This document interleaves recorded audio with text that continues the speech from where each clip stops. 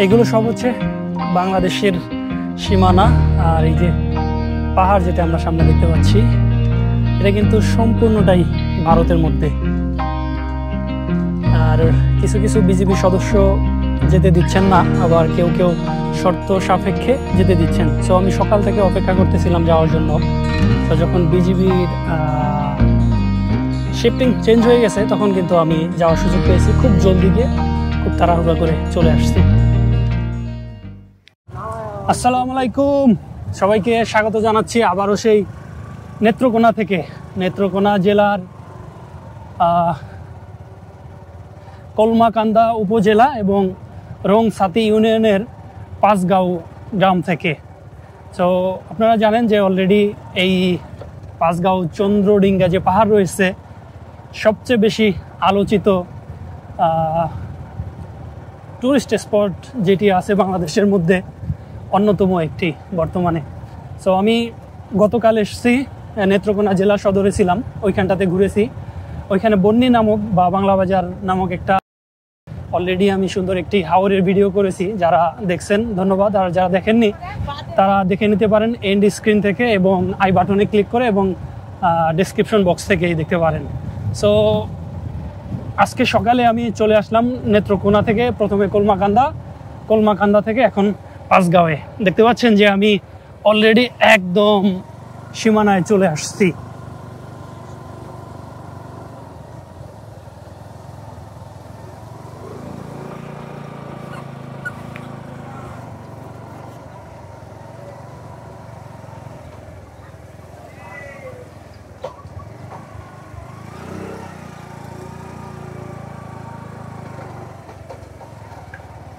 Still আমি বাংলাদেশের মধ্যে, বাংলাদেশের সীমানায়।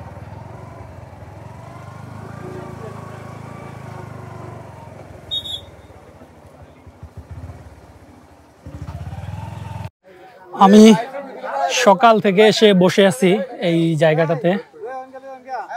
বিডিআর কোনোভাবেই যেতে দিচ্ছে না ভিতরের দিকে। যেমন সামনে হচ্ছে চন্দ্রডিঙ্গা পাহাড়, আর ঠিক এখান থেকে 200 গজ সামনেই হচ্ছে সেই ঝর্ণা, কিন্তু বিজেপি কোনোভাবেই যেতে দিচ্ছেন না। সীমান্তে ঝামেলা হওয়ার কারণে বিজেপি চলে গেছেন। এখন 10 মিনিটের জন্য যে কেউ ঘুরে আসতে পারেন খুব শীঘ্রই। সো দেখেন পর্যটক যারা ছিল খুব শীঘ্রই ওনারা চলে গেছে।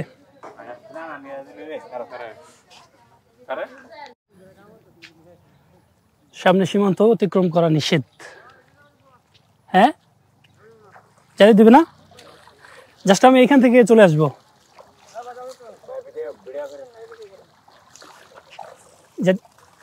বেশি দূর যাবো না, জাস্ট এখান থেকে চলে আসবো। সমস্যা আছে? আচ্ছা, ওইদিকে বিএসএফ কত দূর? অনেক দূর, অনেক দূর। বিজেপির ক্যাম্প আছে না বিএসএফ? অনেক দূরে। সো ওই যে ঝর্ণার ঝিরিপথ যাওয়া আসলে নিষেধ। আমি সত্যি বলতে রিস্ক নিয়ে যাচ্ছি, লাইফ রিস্ক। আর খুব শীঘ্রই আমাকে চলে আসতে হবে, নতুবা বিজেপি সদস্য চলে আসলে ওনারা ঝামেলা করবেন। হ্যাঁ, কত দূর যাওয়া যায় ভাই? ঝর্ণা, আপনার বাসা কি এখানেই? আচ্ছা, কত দূর যাওয়া যায়? আমাকে আসবেন একটু সাথে?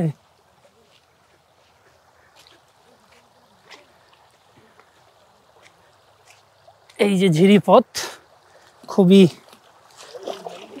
ঠান্ডা পানি। হ্যাঁ, চমৎকার পাহাড়। আমি কিন্তু অলরেডি ইন্ডিয়ার মধ্যেই, ভারতের মধ্যে প্রবেশ করে ফেলছি।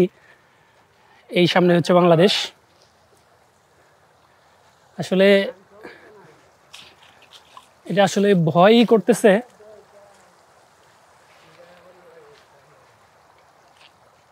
এখানে বিএসএফ ক্যাম্প কত দূর?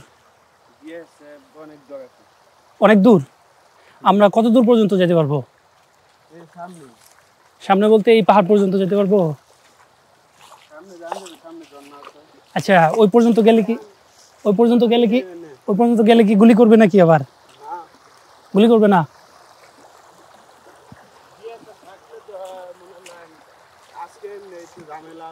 হ্যাঁ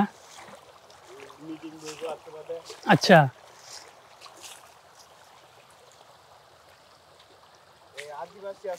হ্যাঁ আদিবাসীরা কোনগুলোর থেকে এইগুলোর থেকে পানি খায় এই যে এই সুন্দর চকচকে পানি খায় ওনারা এই পানিটা সাইকিয়া দেখা আচ্ছা ওনারা থাকে কোথায় আদিবাসীরা আদিবাসী এদিকেই থাকে তাই না বাংলাদেশের আদিবাসীরা ঝর্ণাটা কত দূর সামনে এই যে বাম দিকে ওইখানে আসলে এই জায়গাটা খুবই চমৎকার জায়গা পাশাপাশি হচ্ছে ভয়েরও যেহেতু সমস্যা হচ্ছে হ্যাঁ একদম জঙ্গল তো জঙ্গল হ্যাঁ কিন্তু সমস্যা হচ্ছে যে সীমান্তে সামরিক কোনো একটা ইস্যুর কারণে বন্ধ আছে জায়গাটাতে যেতে দেওয়া হচ্ছে না কোনো ট্যুরিস্টকে তারপরেও কিন্তু আমি চলে আসলাম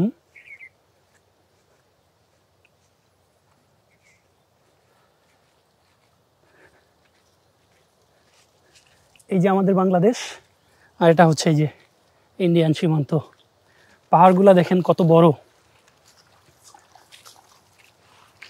এই পাহাড়ের ইতিহাস কম বেশি অনেকেই জানেন কথিত আছে যে চাঁদ সওদাগরের নৌকা এইখানটাতে ডুবে যায় তাই না ডুবে যায় ওই পাশটাতে হ্যাঁ চন্দ্রডিঙ্গা ওইখানে এই মুহূর্তে যেতে পারতেছি না আমি যেহেতু খুব অল্প সময়ের মধ্যে এখান থেকে আমাকে ফিরে যেতে হবে নতুবা আমাদের যে বর্ডার গার্ড বাংলাদেশ আছে ওনাদের কাছে আমার জবাবদিহি করতে হবে তো চন্দ্রডিঙ্গায় আমি যেতে পারতেছি না আমি আপনাদের এখানকার ঝর্ণা এবং ঝিরিপথ যেটি আছে এটি আমি আপনাদের দেখাচ্ছি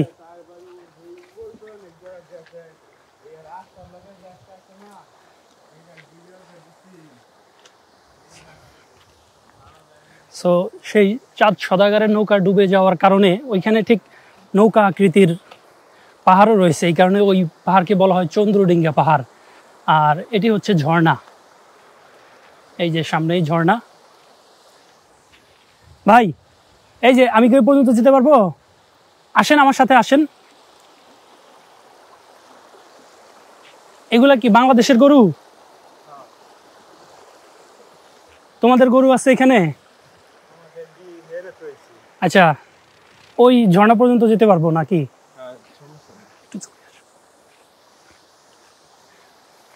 আমি আসলে খুব জলদি আপনাদের দেখানোর চেষ্টা করতেছি যত জলদি ভিডিও করে আমি যত জলদি ফিরে যেতে পারি এটা কিন্তু মেঘালয় সীমান্ত মেঘালয়ের পাহাড়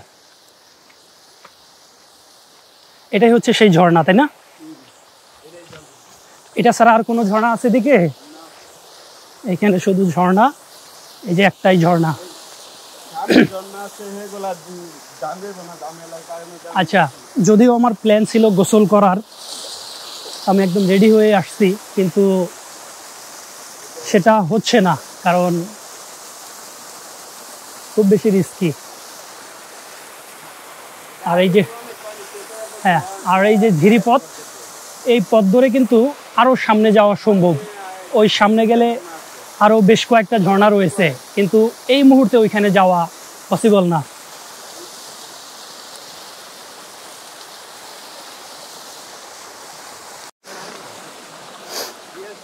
সো এই যে দেখেন আগে কিন্তু এই ঝিরি পথ ধরে পাহাড় বেয়ে বেয়ে কিন্তু এই পাথর বেয়ে বেয়ে কিন্তু অনেকটা ভিতরে যাওয়া সম্ভব হতো কিন্তু আমি জানি না যে কোনো একটা ইস্যুর কারণে আপাতত বন্ধ আছে আমি সেই সকাল থেকে ওয়েট করতেছিলাম এই জায়গাটাতে যে কখন একটু সুযোগ পাবো দুঃখিত আমি কিন্তু সেই সুযোগটা নিয়ে এইখানটাতে চলে আসছি সারা বছর কিন্তু পর্যটক আসতে পারে সব পর্যটক এইখানটাতে আসতে পারে কিন্তু দুদিন যাবত কাউকে আসতে দেওয়া হচ্ছে না তো যখনই একটু সময় মিলতেছে লোকজন কিন্তু এখানে চলে আসতেছে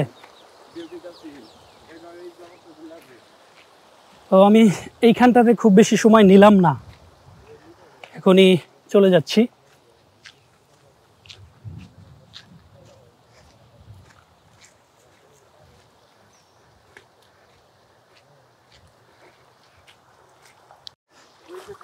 তো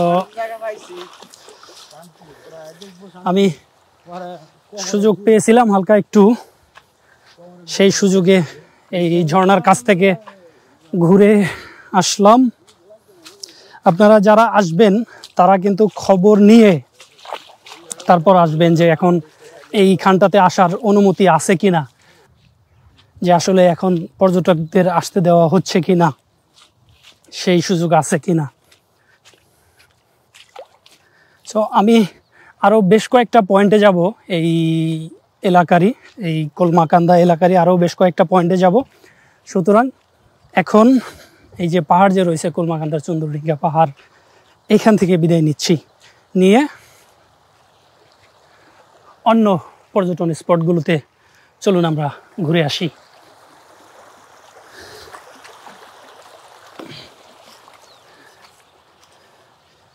চমৎকার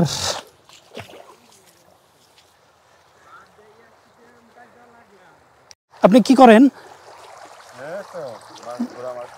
গুড়া মাছ ধরেন? ও আচ্ছা, ধুইতেছেন। এখানে তো মাছ নাই।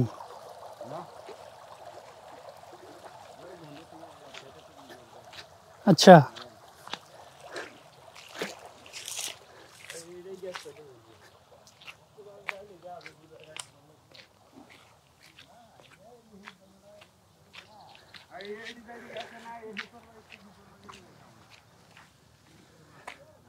আমি চলে আসলাম কয়েক মিনিটের মধ্যেই। বর্ডার গার্ড বাংলাদেশ মানে বিজিবির অনুমতি নিয়ে আমি কিন্তু ওই দিক থেকে চলে আসলাম এই যে চন্দ্রডিঙ্গা পাহাড়ে, যেটা আমি আপনাদের বলতেছিলাম যে চাঁদ সওদাগরের যে নৌকাটি ডুবে যায়।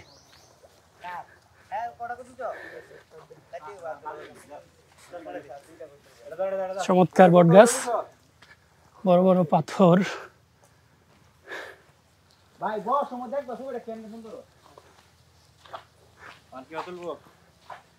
নৌকা কোথায় ভাই? কোনটা? এই যে দুইটা পাথর,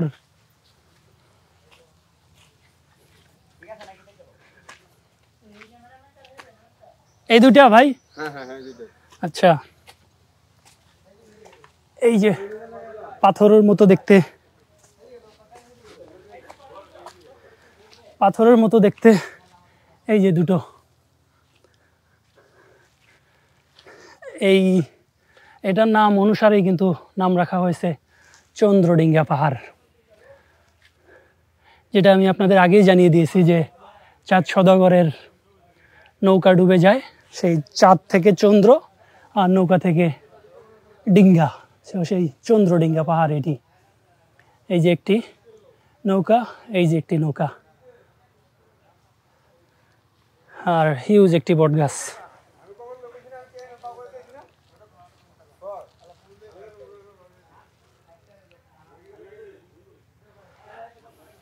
অনেক লোকজন কিন্তু এই যে এই পথটা ধরে উপরের দিকে চলে যায়, এটা কিন্তু যাওয়াটা ঠিক হবে না, আইনগতভাবে অবৈধ।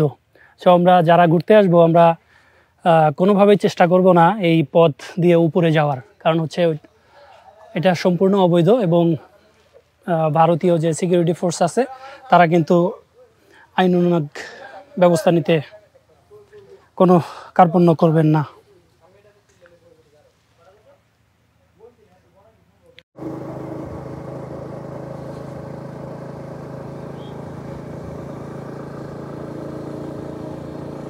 এবার কোন দিকে যাচ্ছি ভাই?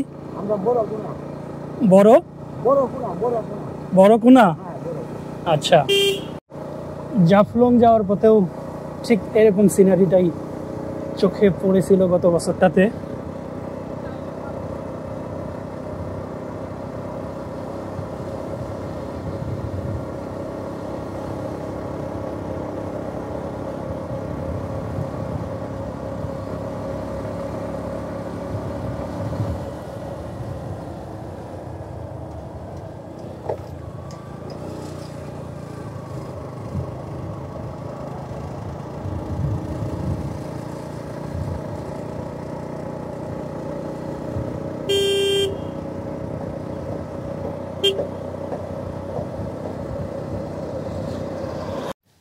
এই এলাকার নাম কি বললেন?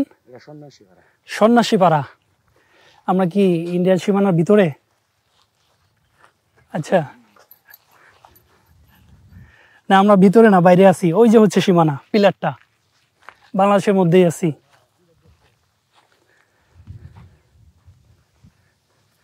আর পাহাড় তো পুরোটাই হচ্ছে ভারতের মধ্যে, তাই না?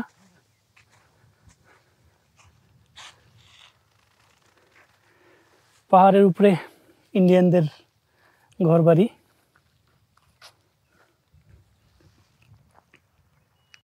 কাঁটাতারের বেড়া একদম ওই যে পাহাড়ের উপরে। লাইটিং এর ব্যবস্থা আছে, তাই না? ওই যে লাইট, কয়েক গজ দূর দূর হচ্ছে লাইটের ব্যবস্থা। এগুলো তো বাংলাদেশের মধ্যে, তাই না? এটা বাংলাদেশ। এই যে সামনের যে বন জঙ্গল, এগুলো বাংলাদেশের মধ্যে। আর এরা তো আমাদের নাগরিক, বাংলাদেশের হাজং বা গারো উপজাতি।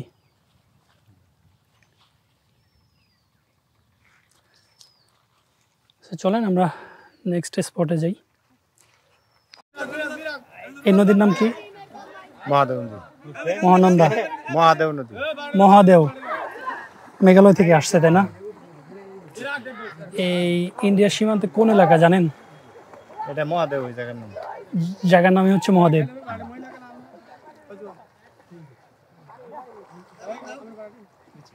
বলেন গাইস, কি বলবেন? আছে, আগে আপনি বলেন এই নদীর নাম কি? মহাদেব। মহাদেব। আর এই এলাকার নাম? ডাকাইয়াপাড়া। এই পাশেরটার নাম? আমরা কি একদম কাছে যেতে পারবো? ঝর্ণা আছে? আচ্ছা, এইদিকে নাই না? এদিকে জিরিপথ, এদিকে ঝর্ণার পানি আর কি, পানি চলে আসে, ঝর্ণার পানি। কি ওই বর্ডারের নাম কি? পাতলাবন। আচ্ছা, ঠিক আছে ভাইয়া। ট্রাভেলেজ। হ্যাঁ, এই নদীটা পার হয়ে আসলাম, যেটা মহাদেব নদী নামে পরিচিত। আর এই নামকরণটা হচ্ছে ওই যে ইন্ডিয়ান মহাদেব নামক এলাকা থেকে চলে আসছে, ওই যে মেঘালয়ের, দ্যাটস এই নাম করা। আমরা এই মহাদেব নদী, তাই না ভাই? মহাদেব নদী পার হয়ে চলে আসলাম পাতলাবন। পাতলাবন বলার কারণ হচ্ছে কি, এই এলাকার পাতলা পাতলা ঘর, তাই না? কি দেখবো আমরা এখানে? মানে কাছ থেকে পাহাড় দেখতে পারবো, আর ঝর্ণার পানি যেগুলা বয়ে আসছে এগুলা দেখতে পারবো।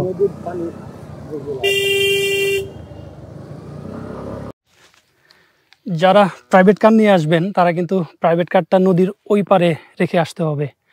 আর মোটরসাইকেল নিয়ে আসলে মোটরসাইকেল পার করে এই পাশটাতে চলে আসতে পারবেন। অথবা অটোতে আসলে অটো নদীর ওই পারে নেমে তারপর হচ্ছে এই পারে আবার অটো পেয়ে যাবেন, মোটরসাইকেল পেয়ে যাবেন ঘোরার জন্য। এটার নাম হচ্ছে পাতলাবন। আর এইখানের বিশেষত্ব হচ্ছে এই যে পাহাড়টা আরেকটু কাছ থেকে দেখতে পারবেন। আর বাংলাদেশের সীমানা একদম পাহাড়ের গোড়া পর্যন্ত। যদিও পাহাড়েও যাওয়া সম্ভব, কিন্তু আমি যাচ্ছি না অতটা ভিতরে। তো চলুন আমরা অন্য একটা স্পটে আবার যাই।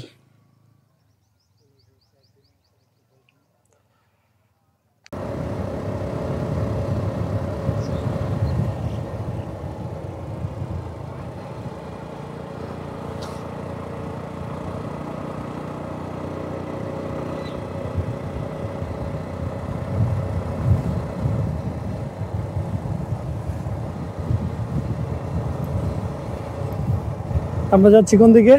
গোবিন্দপুর, লেঙ্গুরার কাছে। আচ্ছা, কি দেখবো আমরা গোবিন্দপুরে?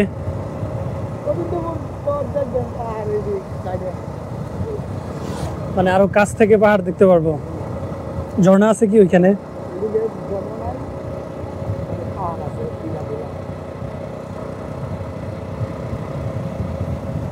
ঝর্ণা নাই, শুধুমাত্র পাহাড়।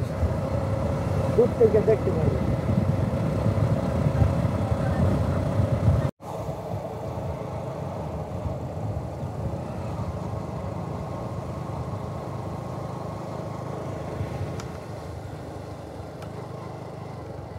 কাদা থাকার কারণে আমরা গোবিন্দপুর যাচ্ছি না। তো আমরা এখান থেকে আবার মেইন রাস্তা থেকে লেঙ্গুরার দিকে রওনা দিলাম।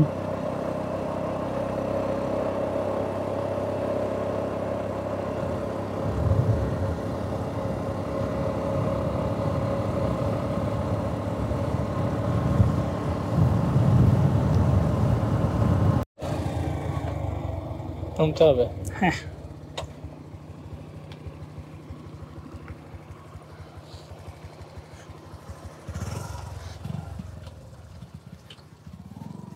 আমরা এবার যাচ্ছি, এই তো সামনে কিছু ঘরবাড়ি দেখা যাচ্ছে। এইখানে চিংড়ি মেলা হয়, মানে হচ্ছে প্রতি বছর বৈশাখ মাসের প্রথম শনিবারে ভারত এবং বাংলাদেশ মিলে এখানে একটা মেলা হয়। সো জাস্ট ওই মেলার জায়গাটা আমরা দেখে আসব। ওই দিকটাতে ছিল গোবিন্দপুর থেকে আমরা কাদা থাকার কারণে ওইখানে সীমান্তে না গিয়ে আমরা চলে আসলাম এখানে এই যে চিংড়ি মেলার এদিকে।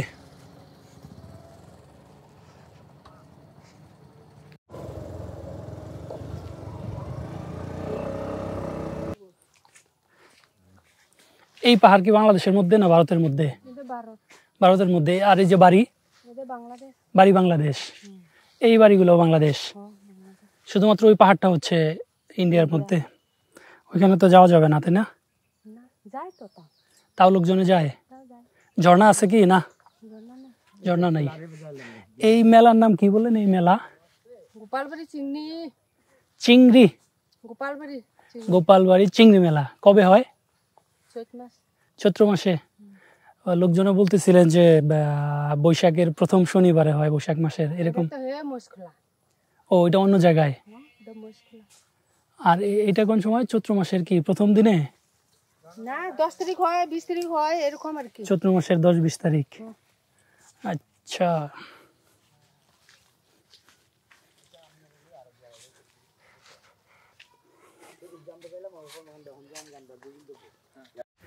একদমই যে বাংলাদেশের পাহাড়ের পাদদেশে খুবই সুন্দর একটি মন্দির রয়েছে এই জায়গাটাতে।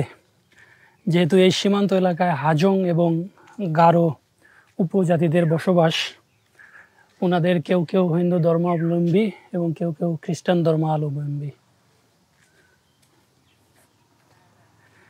চলুন আমরা এইখানটাতে শেষ করে আবার লেঙ্গুরার দিকে যাই। এটার নাম কি? ফুলবাড়িয়া। দেখার মতো শুধুমাত্র কি আছে, আপনার ওই উপরে ছাতা আছে, ওইখানে বসার জায়গা, এই আর কি। আমরা লেঙ্গুরার যে ফুলবাড়িয়া আছে সেখান থেকে বিদায় নিচ্ছি। অত বেশি এনার্জি নাই আমাদের, সো পাহাড়ে ওঠা হচ্ছে না, চলে যাচ্ছি। এখন কি কমলাকান্দার দিকে যাচ্ছি, তাই না? কমলাকান্দা, হ্যাঁ। নাজিরপুর কি দেখার কিছু আছে? আচ্ছা, নাজিরপুর হয়ে কমলাকান্দা হয়ে এখন আমরা নেত্রকোনা দিয়ে তারপর হচ্ছে ময়মনসিংহ হয়ে ঢাকা চলে যাওয়ার পালা।